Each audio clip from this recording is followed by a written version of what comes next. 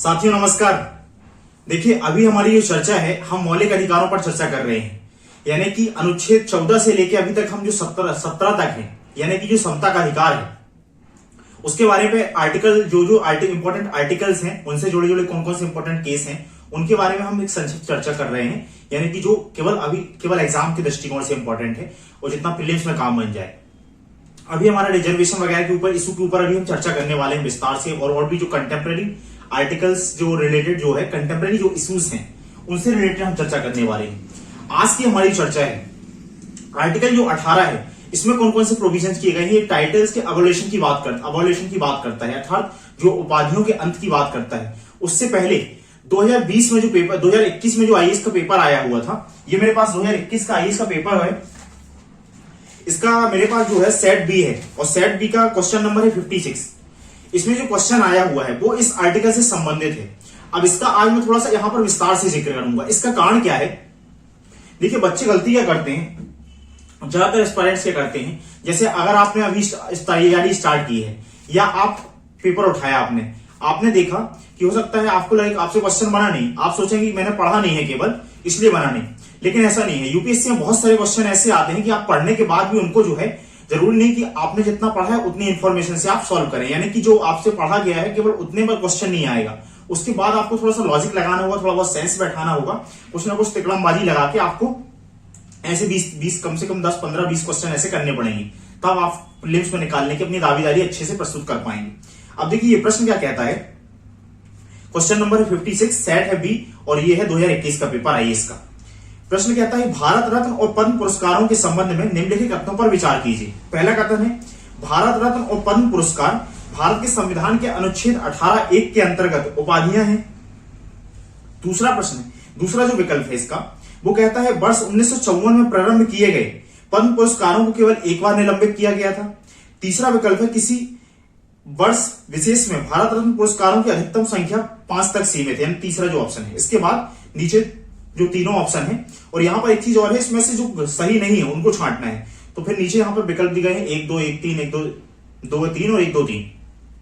तो ये जो प्रश्न है, अब आज हम देखेंगे कितना, जैसे आप ज्यादातर बच्चे जो है, लगभग मैक्सिमम जो बच्चे हैं वो एम लक्ष्मीकांत पढ़ते हैं, जो पढ़ाया भी जाता है, तो क्या केवल उतनी इंफॉर्मेशन के बेस पे हम क्वेश्चन कर पाते हैं? ये क्वेश्चन हमें ये भी बताता है कि जो हमारे स्टैटिक्स के जो कॉन्सेप्ट हैं, जो static history, geography, polity, economy, ecology, science, tech, environment, ये अलग अलग जो विषय हैं, इनके जो कॉन्सेप्ट के बेसिस पे हमको अंडरस्टैंडिंग होनी चाहिए। कंटेम्प्रेरी जो इंफॉर्मेशन आ रही है उन दोनों को मिला के यूपीएससी ने इस प्रकार का एक क्वेश्चन डिजाइन किया है, ये उसका एक उदाहरण है। अब इसको हम क्या है, अभी हम ये आर्टिकल 18 पढ़ते हैं, और देखिए हम कितना पढ़ते हैं, उसके बाद हम देखेंगे हम इस क्वेश्चन को किस प्रकार से सॉल्व कर सकते थे, या किस हद तक हम इस पर अपनी अप्रोच अपना सकते थे। तो देखिए आर्टिकल जो 18 है, अगर अभी हम 14 से लेके हम अगर बात करें, 14 से लेके अगर हम 18 तक की बात करें, समता के अधिकार की बात करें, तो इस समाज में किसी प्रकार की जो असमानता है उसको दूर करने के लिए मौलिक अधिकारों में प्रावधान किया गया है, जो हमारा पहला ही मूल अधिकार है कि समता का अधिकार, अनुच्छेद 14 से लेकर 18 तक। तो हमारे यहां पर क्या होता था, राजशाही का एक लंबा इतिहास रहा है। अगर आप देखें, अगर आजादी के टाइम पर भी देखें, तो बहुत सारे राजा महाराजा तो ये हुआ ही करते थे। फिर अंग्रेज जब हमारे यहाँ पर आए तो उन्होंने अलग अलग प्रकार की उपाधि देने स्टार्ट कर दी व्यक्तियों को, जैसे किसी को नाइटहुड की उपाधि दे दी, या कोई व्यक्ति है उसको तेग बहादुर, राज बहादुर की, राय बहादुर की उपाधि दे दी, या कोई महाराजा की उपाधि दे दी। इस प्रकार की उपाधियां दे देते थे। तो इन व्यक्ति जब किसी को उपाधि मिल जाती थी, जैसे आज भी आप देखते हैं कुछ लोगों को, उन्हें लोकतंत्र में तो उपाधि नहीं मिली हुई है। लोकतंत्र किसी प्रकार की, हम देखेंगे किस प्रकार से प्रोविजन की बात करता है हमारा अनुच्छेद 18 संविधान का, लेकिन अभी भी कुछ लोग उनको राजा महाराजा कह के लोगों को पुकारा जाता है, और उनके उस उपाधि के नाम पर उनको विशेष तरजीह दी जाती है। हालांकि मैं आपसे ऐसी अपेक्षा करता हूं कि आप एक लोकतांत्रिक राज्य में रहते हैं, और व्यक्ति की प्रतिष्ठा और गरिमा के हिसाब से, हाँ, हर व्यक्ति का आप सम्मान कीजिए, गरिमा के हिसाब से उसको सम्मान दीजिए, लेकिन मैं ऐसी अपेक्षा नहीं करता हूं कि लोकतंत्र में हमें किसी के सामने भी झुकने की आवश्यकता है इसी प्रकार से राजा महाराजा का नाम देकर। तो देखिए इस प्रकार की उपाधियां अंग्रेज हमारे यहां पर दिया करते थे। अब जब ऐसे लोग अलग अलग प्रकार की ऐसी उपाधियां ले लेते थे, तो जब ये समाज में एक प्रकार से अपने प्रकार असमानता क्रिएट करती थी, उपाधियां क्या होती थी, उनको फिर एक प्रकार की विशेष तरजीह दी जाती थी, या विशेष प्रकार का जो है उनको एक विशेष प्रकार का ट्रीटमेंट किया जाता था। जैसे अगर कहीं पर उनको महाराज हैं, ऐसी उपाधि है, भाई महाराज है, महाराज आए हैं, तो वैसे हुआ काम, तो इस तरीके की जो है ट्रीटमेंट दिया जाता था, महाराज है, राजा है, राय बहादुर, इस तरीके से। तो इन उपाधियों को अंत किया गया। कि व्यक्ति जो है कोई भी जो लीगली डॉक्यूमेंट्स हो वहां पर वो व्यक्ति कोई भी अपने नाम के आगे कोई इस प्रकार की उपाधि नहीं लगा सकता, या राज्य जो है उस प्रकार की उपाधियां किसी को नहीं देगा। इस प्रकार की उपाधियों का अंत किया गया। अब इसके अगर हम क्लॉज की बात करें तो आर्टिकल 18 कहता है कि 4 प्रावधानों की बात करती है। देखिए इसमें लिखा हुआ है सेना या विद्या संबंधी, तो यहां पर मैंने शॉर्ट फॉर्म में लिखा कि सेना या विद्या संबंधी उपाधियों के अलावा अन्य प्रकार की किसी प्रकार की उपाधियां नहीं दी जाएंगी, यानी उपाधियां टाइटल्स नहीं दी जाएंगी। अब देखिए यहां पर लिखा है सेना एवं विद्या संबंधी उपाधियों के अलावा, तो ये टाइटल्स नहीं है। ये कोई व्यक्ति अगर समाज में कोई विशेष कार्य कर रहा है, जैसे सेना में जिसको पुरस्कार दिए जाते हैं, तो उनको कोई विशेष राष्ट्र के लिए, अपने बलिदान के लिए, देश के लिए हर साल आप देखते हैं अलग अलग प्रकार के अवार्ड्स दिए जाते हैं। ये जो नागरिक जो सिविलियन अवार्ड्स होते हैं, जैसे भारत रत्न है, उसके बाद पद्म विभूषण है, पद्म भूषण है, पद्मश्री है, तो इस प्रकार के जो अवार्ड्स होते हैं तो वो व्यक्ति के अपने किसी क्षेत्र में विशेष योगदान के लिए दिए जाते हैं, तो वो एक प्रकार से उनको सम्मानित करने का तरीका है। अर्थात जो व्यक्ति अच्छा कार्य कर रहा है तो उसको सम्मान दिया जाए, ताकि लोगों में इस कार्य के लिए, ऐसे कार्यों के लिए प्रोत्साहन बढ़े और लोग इससे प्रेरित हों, इस प्रकार की प्रेरणा नहीं। अब बोले कि सम्मान देने के तात्पर्य ये नहीं है कि कोई भी सम्मान जो है हमेशा सही व्यक्ति को ही, सम्मान जो है हमेशा सही व्यक्ति को ही दिया जाए, ये सम्मान देने की प्रणाली सही हो। जैसे कि उदाहरण के लिए मैं आपको बताऊं, हालांकि अभी एक ब्रॉडर कॉन्सेप्ट है, अगर हम एथिक्स वगैरह पढ़ते हैं कहीं भी, तो उसके लिए अभी के लिए जो है, जैसे कि मैं एक एग्जांपल की अगर कोई व्यवस्था केवल सम्मान देना हो सकता है। देखिए कोई कंजर्वेटिव इस्लामिक कंट्री है और वहां पर किसी 14 साल के बच्चे हैं, उसके प्रकार के उसके शरीर में कोई भाला दिया जाता है, अलग अलग प्रकार की प्रथाओं का अपनान किया जाता है, या कोई 5 साल की 8 साल की बच्ची है, उससे विवाह के लिए प्रोत्साहन किया जाता है। कम उम्र में किसी समाज में कम उम्र में बच्चियां विवाह करते हैं, पूरा शरीर अपना ढक के रखें, जैसे अफगानिस्तान में भी आप इसको देखेंगे। और ऐसी बच्ची अगर कोई करती है, कोई 6 साल की 8 साल की ऐसी बच्ची, ये ऐसी व्यवस्था में आई गई कि वो किसी उम्र से ज्यादा उम्र के लोगों से विवाह करे, तो उसको सम्मानित किया जाएगा। लेकिन अगर आप मानवीय दृष्टिकोण से देखें तो वो सम्मान, उस समाज ने उसको सम्मानित भले कर दिया, लेकिन वो सम्मान जो है वो एक प्रकार से तार्किक क्रम का सम्मान नहीं है, या हम कह सकते हैं वो सम्मान जो उस कंटेक्स्ट में दिया गया है। देखिए किसी भी चीज के आपको संदर्भ को, उसकी पृष्ठभूमि को समझना पड़ेगा। तो अगर उस पृष्ठभूमि में दिया गया है तो वो उस समाज के लिए तो ठीक हो सकता है, लेकिन मानवीय दृष्टिकोण से इसका तात्पर्य ये नहीं कि सम्मान वहां पर सही दिए गए। लेकिन यहां पर इस कंटेक्स्ट में हम बात नहीं कर रहे हैं। हमारे यहाँ पर भारत में जो सम्मान दिए जाते हैं वो यहाँ पर ऐसा नहीं है कि कोई व्यक्ति को ऐसे किसी उस कृत्य के लिए, जो मानवीय जो प्रिंसिपल, एक्सेप्टेड प्रिंसिपल है, हमारे डेमोक्रेसी को एक्सेप्टेड जो हमारे प्रिंसिपल है, उनके बेसिस पर दिए जाते हैं। तो उन जो सेना और इस प्रकार की जो सम्मान है, यहां पर उपाधियों शब्द का जिक्र किया गया है। अब अगर आप केवल लक्ष्मीकांत से इतना ही पढ़ के जाएंगे तो आप उस क्वेश्चन में भ्रमित हो सकते हैं, भी हम आखिरी में देखेंगे। तो उस प्रकार की उपाधियों को छोड़ के कोई अन्य प्रकार की उपाधि नहीं दी गई। इस प्रकार आप ऐसे समझिए कि जो किसी प्रकार का अच्छा कार्य कर रहे हैं जो लोग अपने, चाहे वो सैन्य क्षेत्र में हो या असैन्य क्षेत्र में, उनको राज्य सम्मानित करेगा, लेकिन कोई वो उपाधि नहीं देगा। दूसरा, इसका तात्पर्य यह भी है कि कोई व्यक्ति अब किसी को पद्म विभूषण या किसी को पद्मश्री, भारत रत्न का अवार्ड मिला है, वो कह सकते हैं कि भारत रत्न ये नाम दिया गया, वो नाम दिया गया। भारत रत्न जब किसी को मिल जाता है तो वो पूर्व उपराष्ट्रपति वाली जो वरिष्ठता सूची है उस सूची में आ जाते हैं, जो वरिष्ठता सूची है उसमें उनको सम्मिलित कर लिया जाता है। इसका तात्पर्य ये नहीं होता कि लीगली तौर पर वो नाम अपने आगे जोड़ने लगे, कि उनको कोई नाम मिला है तो वो लिखते हैं पद्म विभूषण सचिन तेंदुलकर, उदाहरण के लिए बता रहा हूं, या भारत रत्न है भूपेन हजारिका, इस तरह के नाम जो है आधार कार्ड में लिख लें, इस तरह के अलग अलग नाम जो है लिखना स्टार्ट कर दें। इसका तात्पर्य ये बिल्कुल नहीं है। दूसरे इसका क्लॉज जो बात करता है कि कोई भारतीय विदेशी राज्य से उपाधि ग्रहण नहीं करेगा, अर्थात कोई भी भारतीय जो है, जैसे हमारे भारत में कोई कहना है जिसके पास भारतीय नागरिकता है, तो वो ऐसा नहीं है कि वो कोई विदेशी नागरिक से कोई उपाधि या वो कर लिया। हो सकता है कोई उसको अवार्ड्स वगैरह मिले, उसकी वो एक अलग चीज है, लेकिन कोई अवधि मतलब अब कोई उपाधि जो है कोई ग्रहण कर ले, जैसे कोई भारत में रहने वाला है, आपको कोई क्वीन विक्टोरिया जो ब्रिटेन की महारानी, उनसे कोई उपाधि ले ले, तो ऐसा नहीं हो सकता। तीसरा जो क्लॉज बात करता है कि कोई विदेशी राज्य के अधीन लाभ या विश्वास धारण करने हेतु किसी विदेशी राज्य सम्मान नहीं ले सकता। देखिए यहाँ 2-3 बातें, एक तो है कोई विदेशी की बात करता है, फिर राज्य के अधीन बात करता है, और यहाँ पर लाभ या विश्वास की बात करता है, और कोई विदेशी राज्य से कोई सम्मान नहीं ले सकता। जैसे कोई विदेशी कोई व्यक्ति है, जैसे भारत में कोई अगर सलाहकार के तौर पर काम कर रहा है, कोई सरकार के एडवाइजर के तौर पर कोई विदेशी नागरिक काम कर रहा है, वो भारत सरकार से लाभ ले रहा है या भारत सरकार के विश्वास के अंतर्गत काम कर रहा, तो वो किसी प्रकार की विदेशी राज्य से कोई उपाधि वगैरह नहीं ले सकता है।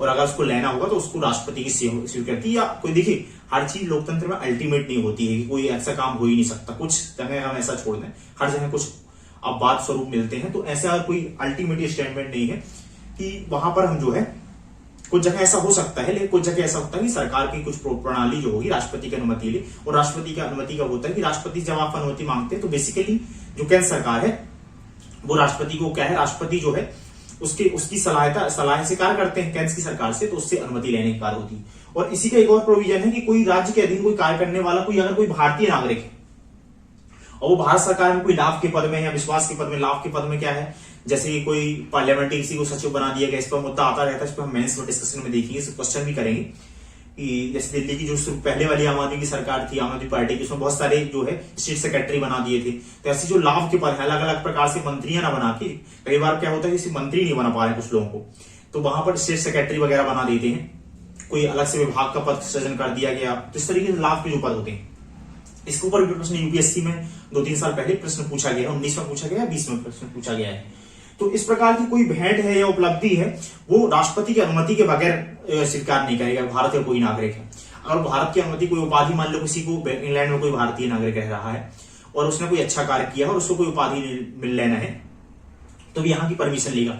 हो सकता है देखिए जो आर्टिकल है इसके बारे में कोई विस्तार से इन्फॉर्मेशन नहीं है और इसमें मैथ्स वगैरह क्वेश्चन पूछे जाने की संभावना कम है, और प्रीलिम्स में भी क्या है इसके बारे में ज्यादा इन्फॉर्मेशन है नहीं है। हो सकता है अगर हम इसमें बाद में कुछ और रिसर्च करेंगे, अगर कुछ गलत होता है या कुछ और हमको इसमें आवश्यकता जोड़ने की आवश्यकता पड़ती है तो हम इसमें जोड़ लेंगे। और अगर आपको इससे कुछ अतिरिक्त जानकारी है तो भी आप कमेंट बॉक्स में लिख सकते हैं। तो ये 4 प्रोविजन की बात करता है। अल्टीमेटली एक बात में इसका सार ये है कि असमानता जो है उपाधियों के आधार पर किसी प्रकार की असमानता या अवार्ड दे दिए जाए और उस प्रकार की असमानता उसके आधार पर क्रिएट की जाए, तो ऐसा कोई प्रावधान जो है उसका ये प्रकार का एवोल्यूशन की बात करता है, कोई प्रकार का उसके आधार पर किसी उपाधि वगैरह के आधार पर भेदभाव नहीं किया जाएगा। ये 4 प्रोविजन की बात करता है। अब हम आते हैं अपने क्वेश्चन में। देखिए हमने पढ़ा इतने, अगर आप लक्ष्मीकांत ही पढ़ेंगे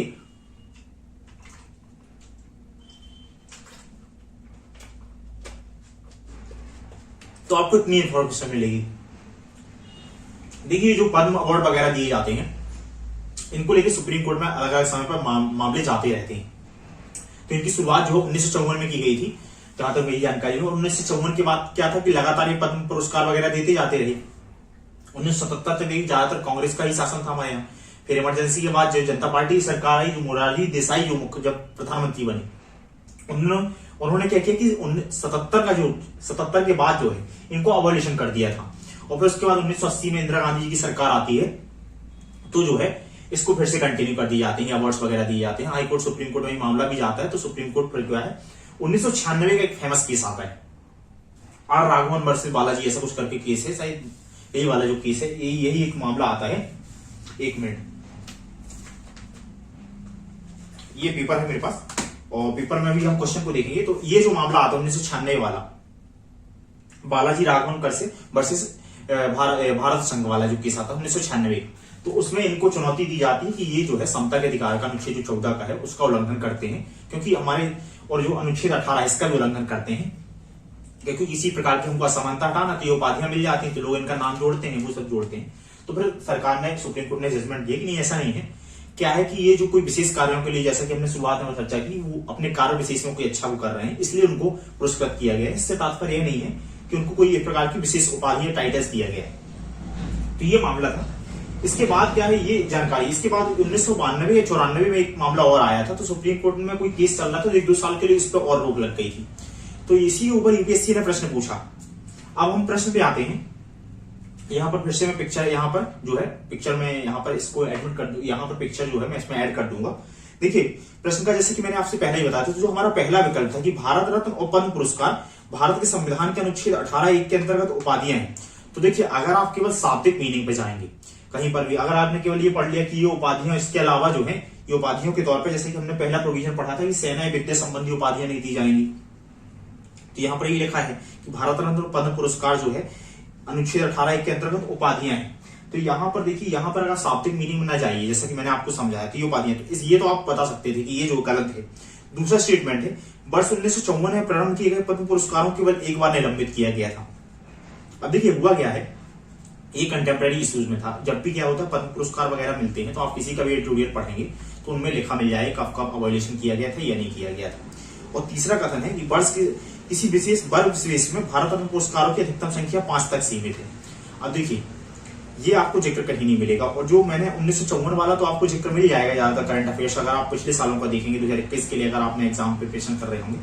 लेकिन जो मैंने आपको बताया 92-94 वाला जब हाईकोर्ट में केस चल रहा था, उसके कहीं ज्यादा हमको जिक्र नहीं मिलता। कोई भी टेस्ट सीरीज वगैरह वाले हो सकता है कुछ जगह वो भी, चाहे टेस्ट सीरीज का हो करंट अफेयर्स का। अब अगर आप पेपर देने जाते तो आपकी जानकारी में एक तो क्या है, पहला वाला आपसे बनना चाहिए, और पहला वाला आपसे तभी बनेगा आपने कॉन्सेप्ट इसका समझा हो। तो हम ये मान के चलते हैं कि पहला इसके आधार पे आप कर देंगे, गलत कर देंगे। दूसरा क्या है कि 1954 में पद्म पुरस्कारों केवल एक बार निलंबित किया गया था। अब यहाँ पर एक ट्रिक और है कि यहाँ पर शब्द एक्सट्रीम वर्ड का यूज किया है, केवल, तो केवल एक बार का। लेकिन अगर आप ज्यादातर करंट अफेयर्स भी अगर आप कवर करते हैं तो आपको देखने को मिलता है एक बार निलंबित किया तो आप स्वाभाविक पढ़ते हैं 1977 में निलंबित किया गया था, क्योंकि आता रहता है। लेकिन 1992 वाला जो जिक्र है वो कम जगह मिल सकता है। लेकिन एलिमिनेशन से आप इसको भी गलत ठहरा सकते हैं, लेकिन यहाँ पर संभावना इसको आप गलत भी कर सकते हैं, क्योंकि आप सोचेंगे कि चलो एक ही बार किया गया था तो ये कथन सही होगा, क्योंकि ये बात सही भी कि एक ही बार किया गया था। और पहले क्या होता था, यूपीएससी में हर जगह केवल वर्ड्स जो आते थे, एक्सट्रीम वर्ड आते थे, वो गलत होता था। लेकिन अब ऐसा नहीं हो रहा, ट्रेंड धीरे धीरे चेंज हो रहा है। आपको क्वेश्चन वाइज एनालिसिस करके समझ में आएगा।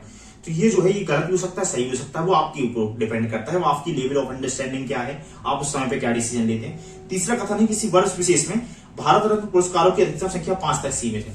अब देखिए ये मान लो आपने पढ़ा भी नहीं है, लेकिन अगर आप देखेंगे कि पिछले जो जब भी दिया जाता है, जैसे अगर आप 2-3 बार आपको लास्ट का एग्जाम्पल हो, जैसे नानाजी देशमुख को दिया गया था, भूपेन हजारिका वगैरह, और हमारे पूर्व राष्ट्रपति जो है प्रणब मुखर्जी जी जो है उनको दिया गया था। तो उनके पहले जो है एक बार सचिन तेंदुलकर वगैरह को दिया गया था, और वो हिग्स बोसन वगैरह जो पार्टिकल, तो ज्यादातर 3 लोगों को दिया जाता है। तो ये संभावना होती है कि देखिए भारत रत्न जो है एक प्रतिष्ठित अवार्ड है, अगर सरकार देना ही चाहेगी तो एक साल में 5 लोग को भी दे सकती है। तो यहां पर ये संभावना थी ये गलत हो। लेकिन यहां पर जो है दूसरे वाले में अगर आप केवल मान के चलते हैं, केवल वाले गलत होते हैं, तो फिर आपका जो है यहां पर आप एलिमिनेशन लगा के इसके तीनों भी आप यहां पर सी और डी जो ऑप्शन है 1, 3 और 1, 2, 3 तक पहुंच जाएंगे। यहाँ के बाद आप क्या डिसीजन लेते हैं उस पर डिपेंड करेगा, और आपकी प्रैक्टिस क्या है, आपकी अंडरस्टैंडिंग क्या है। हो सकता है कुछ लोगों ने पढ़ा भी हो तो वो पढ़ने के आधार पर कर दे। लेकिन मेरा मानना है कि अगर आप 2 विकल्पों में फिर आ जाते हैं तो फिर आपको यहाँ पर जोखिम उठा के प्रश्न करना चाहिए। मेरा इंडिविजुअल ऐसा हो, मैं ऐसा ही करता आया हूँ, और इसी के आधार पर मेरा पहली बार में भी अच्छा स्कोर रहा, और लगातार 2 और अटेम्प्ट में भी, दूसरे, तीसरे, चौथे अटेम्प्ट, दूसरे और जो तीसरा अटेम्प्ट है उसमें भी मेरा स्कोर अच्छा आया हुआ है जीएस जनरल स्टडी में। तो यहां पर ये मेरी अप्रोच है। आप इसको आप कितने इस पे सहज हो पाते हैं वो आपको प्रैक्टिस से आएगा, और आप एग्जामिनर की कितनी अंडरस्टैंडिंग समझ पाएंगे उससे आप आएगा। तो ये आज की हमारी जो थी चर्चा थी। इसका मेरा एक और क्वेश्चन बताने का एक नजरिया, एक दृष्टिकोण ये भी था कि आप समझ सकें। देखिए आप किताबों से पढ़ने के बाद आपकी जो ओवरऑल जैसे कंटेंट, आप जो करंट अफेयर्स पढ़ते हैं, जो आपने स्टैटिक पढ़ा, तो आप उससे लिंकेज बनाने का स्टार्ट कीजिए कि क्या क्वेश्चन बन सकता है। कुछ बात सोचने की भी जरूरत है, किस लेवल क्वेश्चन पिछले साल ऐसा पूछा गया तो नेक्स्ट ईयर कैसा पूछा गया। जब आप चीजों को बहुत ही डूब के पढ़ेंगे तब पॉसिबिलिटी है कि आप प्रीलिम्स में एक अच्छा स्कोर कर पाएंगे, सहजता से प्रीलिम्स क्वालिफाई कर पाएंगे। अन्यथा आपको काफी चुनौती का सामना कर, नहीं तो अगर आप एग्जामिनर की डिमांड नहीं समझेंगे। अभी देखिए क्या है, जो अब चूंकि अब मैं पढ़ाने की प्रोसेस से जुड़ चुका हूं, तो अभी मैं कुछ दिन पहले 2 लोगों से मिला। एक मैं ऐसे विद्यार्थी से मिला जो आईआईटी एमटेक से, आईआईटी खड़गपुर से उन्होंने अपना एमटेक किया हुआ, और एक और मैं ऐसे एस्पायरेंट से मिला जिन्होंने आईआईटी बॉम्बे से एमटेक किया हुआ है। जिन्होंने आईआईटी बॉम्बे से किया हुआ उन्होंने अपने 4-5 अटेम्प्ट दे चुके हैं। जो आईआईटी खड़गपुर वाले उन्होंने अपने 4 अटेम्प्ट दे चुके हैं, 4 या 5 शायद उनके भी अटेम्प्ट हो चुके हैं। अभी तक उनका प्रीलिम्स नहीं हुआ है, वो तो प्रीमियम इंस्टीट्यूट में उन्होंने पढ़ाई की। तो देखिए आपको एग्जैक्ट डिमांड समझनी होगी कि असल में यूपीएससी एग्जामिनर क्या चाहता है, तभी आप कहीं से भी रह के पढ़ें, सेल्फ स्टडीज पढ़ें, कुछ भी पढ़ें, तभी आपकी पॉसिबिलिटी है कि आप एग्जाम निकाल पाएंगे। तो मेरा बताने का इसका नजरिया ये था कि आप क्वेश्चन बाई क्वेश्चन एनालिसिस करें और चीजों को समझने का प्रयास करें कि एग्जैक्ट में एग्जामिनर की क्या डिमांड है, तब आप सटीकता से उस डिमांड को फुलफिल कर पाएंगे और प्रीलिम्स को क्लियर कर पाएंगे। क्योंकि मेंस में उतनी जटिलता नहीं होती है जैसा प्रीलिम्स का नेचर होता है। तो आज की हम चर्चा को अपने यहीं समाप्त करते हैं, और अगर आपको ये सीरीज अच्छी लगती है तो आप अपने दोस्तों के साथ साझा कीजिए, ताकि हम इसको और धीरे धीरे, हमारे पास अभी देखिए और ज्यादातर लोग जुड़ते जाएंगे तो हम और अच्छा बनाने का प्रयास करेंगे। चाहे चैनल को आप सब्सक्राइब कर सकते हैं, हमारा एक और चैनल है उसमें लिंक प्रोवाइड है, तो आप उसको भी सब्सक्राइब कर सकते हैं, वीडियो को लाइक कर सकते हैं। तो थैंक यू दोस्तों, थैंक यू सो मच।